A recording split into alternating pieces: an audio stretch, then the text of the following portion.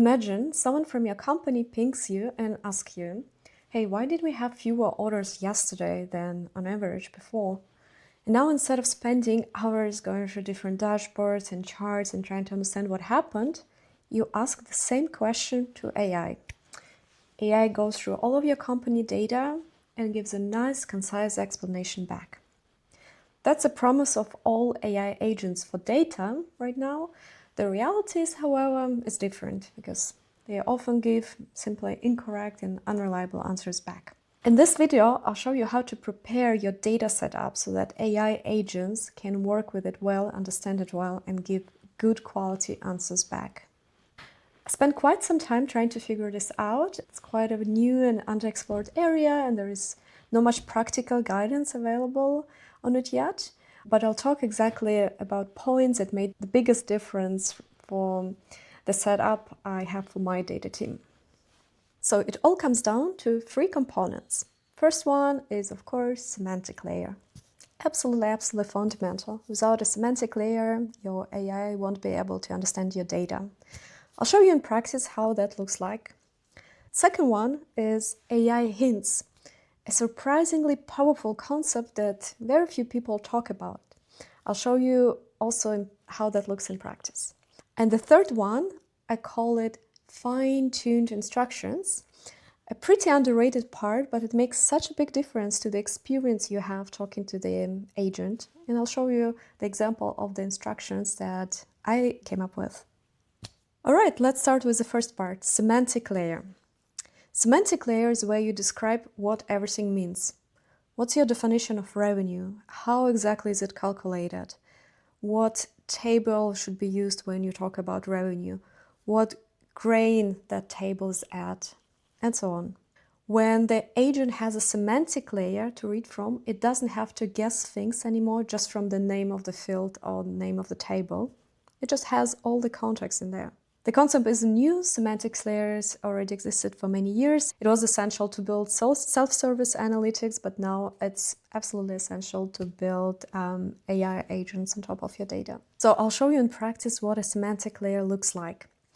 Depending on the tool that you're using, your semantic layer can be defined in different ways. For example, if you use dbt or lightdash, it's defined in your YAML files. If you use Looker, it's defined in LookML. If you use other BI tools, it will be defined differently. But the idea is the same, that this is a place where you define all the definitions and business context about your data. So let's have a look. I'm using both dbt and lightdash, therefore my semantic layer is defined in the YAML file. And here's an example of the YAML file. This YAML file is for the model called order items. Here I describe what this model does. I have my tests running here, right? And this is where the description part starts. For example, I have a metric called number of orders, right? This is how I want business users to see it.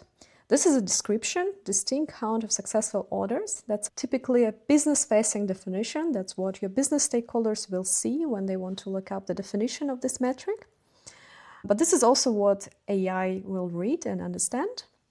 And then there are filters, right? We say, okay, I want this to be applied only to successful orders, and I want it to count only orders of a particular transaction type. This is a formula that I want to be used. I want to count distinct orders, and so on. And I have this for every single metric, and in fact, also every single dimension. You can now even pause the video and kind of have a look at what it can look like. So let's say you've done that. You have your semantic layer with all the descriptions, definitions. Is that enough? Not quite. You can do more than that. And this is where the concept of AI hints come into play. I first came across this concept when I started using lightdash. They introduced this concept, but I find it really cool, and everybody can have it in their dbt project as well. So what's the difference? AI hints, in a way, also live in your semantic layer, but when description tells you what that metric is, how it's defined, AI hint tells you when to use what, in which context. So it's kind of a usage guidance for the metric. So let's say one of your stakeholders asks, hey, what was our revenue yesterday? Now, in your data, you have two metrics. You have gross revenue and net revenue. How will the agent know which one to use? So this is where you can specify that through the AI hint. You can say something like, use net revenue by default unless a user explicitly asks about gross revenue.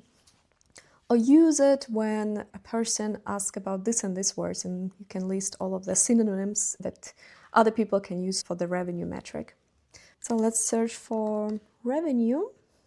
Here we go. I have two metrics, gross revenue and net revenue.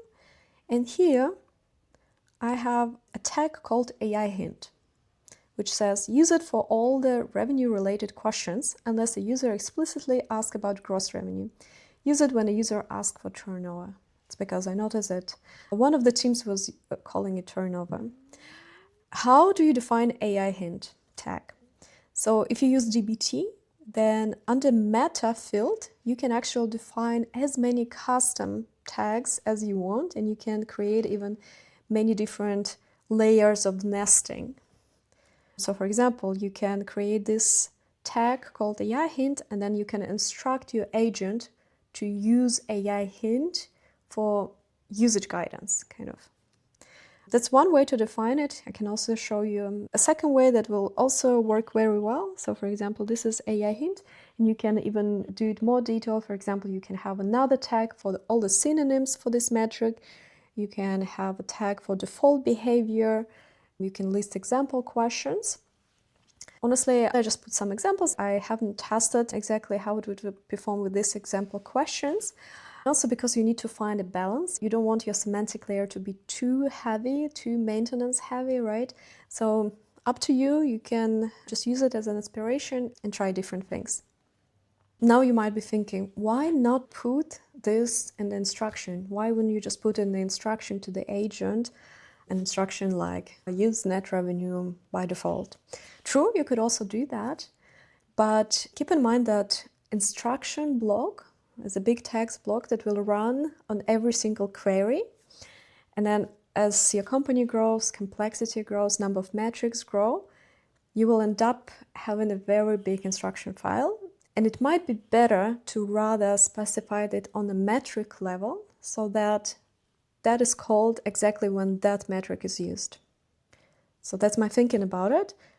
However, for some company KPIs, if you have a few, it's also fine to specify that via instructions.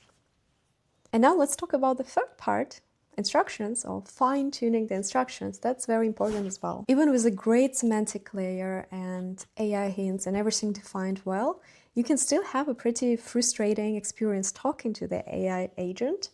This is an example of why. So let's say you ask, what was our refund rate? And you don't specify a timeline. So what the agent will do by default, it will just go through all of your data and tell you your refund rate. If your company data is since 10 years, then you will have a refund rate for the past 10 years. It's not very helpful. I think you rarely need a refund rate for the past 10 years, right? So you would rather want an agent to ask you a question and clarify, hey, what time frame do you have in mind? And even maybe suggest some default time frames already so that it's easier for you to pick. Let's say you put that in an instruction and you told your AI agent, hey, when a person doesn't specify a time frame, offer them a time frame, ask them about the time frame. Now you've done that, and now you write a question. What was our refund rate in May? Now, considering that instruction that you just added, the AI agent will ask you, hey, you mean May this year or May other years? Because you didn't specify the year, and it's instructed to ask you about exact time frame, so it will naturally ask you this question. So now you need to specify. If a person doesn't mention a year, assume the current year by default. Now you ask, what was our refund rate in August? In August, we're in July now, so August didn't happen yet. The AI agent will assume, based on your second line of instruction, that you mean the current year, and it will probably give you something like null, because there are no refund rates from the future yet. So that's also pretty frustrating, so you need to additionally specify, okay, but if the month is in the future, do not assume that it's the current year, and assume that it's previous year, or maybe ask additionally. Okay, that's an example with missing time frame and what kind of things you can put in instruction to make your AI agent ask the necessary questions. That can, however, also lead to the issue that it will start asking you too many questions. And sometimes you just write something and you want it to understand you well, but it doesn't because it's instructed to ask many questions. So this is what you would do then. And I'll show you the instruction file that I work with. So I have these two MD files. One is called context, another one is called instructions. So context is just an overall context about the company, what the company does, how it operates. Just for the sake of the example, my company is called McLovin, and here I describe what kind of sales channels it has. So everything, no instructions, just purely context about the business and some internal knowledge. All right, now I go to the instructions, and this is where you define how the agent should behave and what kind of things it should ask. For example, I say, hey, I want you to be friendly, concise, direct, answer the question clearly without unnecessary explanation. I like straight to the point answers. And here I say, state your assumptions explicitly. If uncertain, ask. And this is exactly the line that would result in it asking you many questions. So additionally, I specified, do not ask more than one clarifying question. Make reasonable assumptions for everything else. State them explicitly in a short block at the top of your answer and proceed.